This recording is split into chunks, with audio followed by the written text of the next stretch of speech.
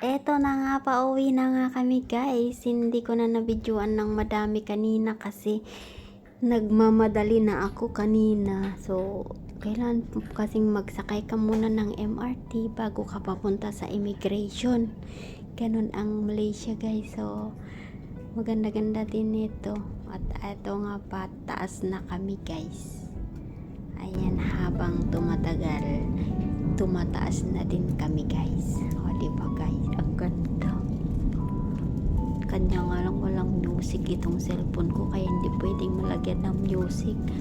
At magpo-voice over na lang ako habang tinatanaw natin ang magandang kalawakan ng paligid.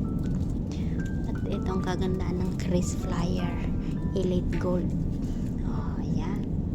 Pili ka na saan mo upuan. O, diba? At nagkataon naman na window seat. At itong ako. kagandaan pala ng KrisFlyer holder. Diba? Gold ka. At yung katabi namin na isa, wala. Blank yung upuan. O, so malaya kami magdalawa ng alaga ko kasi dalawa lang kami napunta ng Malaysia that time. So, enjoy na enjoy. Ewan ko na wala yung music. Try ko nga subukan. Ay, Library try ko music ko guys. So, hindi ko alam paano to. mali na tong Tagalog ko guys. So, Nasira tuloy yung voice over ito ko. myself, I will try to video Ay, in buhay this may phone. as. Itong Oppo ko guys kasi lubat na yung isang Ang sepe. baby ko. Itong cellphone ko, Anyway, lubat guys. na lubat. Kaya Itong naalala ko kagandaan itong ng cellphone ko. May isa KrisFlyer pa pala kong Oppo. Ayan, may Oppo po. At alam nyo guys, At yung nataon pa upuan na ko sa harapan, sa bulsa Windows ng seat upuan ako, ko, diba? merong isang Nung cellphone papunta kami na ng Thailand, Huawei. window seat ulit ako. So, hindi ko alam kung sinong may-ari And then, nun. So, pauwi din. Naku naman si kala ko Mickey. cellphone ko yun. Then, nung hawakan ko, tingnan ko, oh my God, iba yung cellphone ko. At yung nakita ko, trinay kong in-on, naka-on naman pero may password. Kaya, nakita ko lang na Huawei. And sabi ko sa alaga ko, baby, I found handphone inside the pocket of this seat. I say, then sabi niya, don't touch. You don't put your phone together just in case, she say. So, hindi ko nilagay na yung cellphone ko. Then, hinintay kong makalapag kami after 45 minutes. Maglapag na kami, palabas kami. Yun, ipinasa ko doon sa stewardess. Then, tinanong kung anong upuan. So, ay, sinabi ko 59 seat. Ayun, sabi ko ganon. So, they say, thank you so much. So, ayan. Kasi, kung hindi ko naman sana ibigay, iniisip ko paano pag mag-overheat yung phone o something happen, diba? So, maganda i-take over mo at syempre, matrace naman nila yung upuan, diba? Kasi nga, yung number naman ng seat. Tingnan nyo Singapore Airlines, guys. Ayan. Tagal nito, guys, na matagal pala mag-take off to. Ayan. Tuna na, pataas na yun. So, ayan, tumataas habang tumataas na kami, guys, pataas na. So, ayan, padilim ng padilim. Kasi 6 something na, no eh. 6:30 na yata. Na-delayed ng 30 minutes yun. Kaya, eto. Ganda-ganda, diba, guys? If na mistaken to, malaki lang, mahaba-haba tong video na to eh.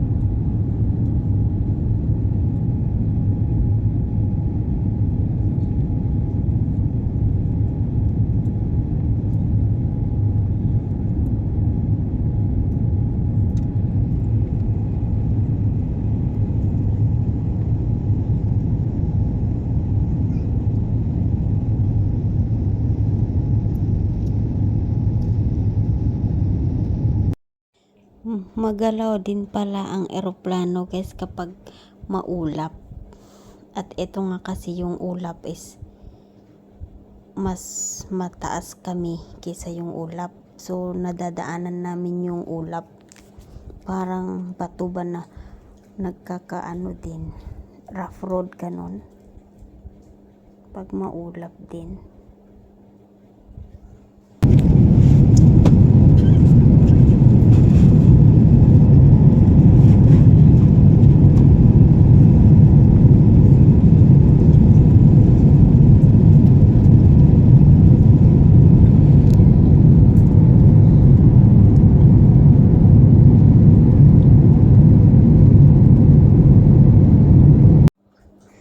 Eto na nga, pababa na kami. Sumasakit na yung tainga.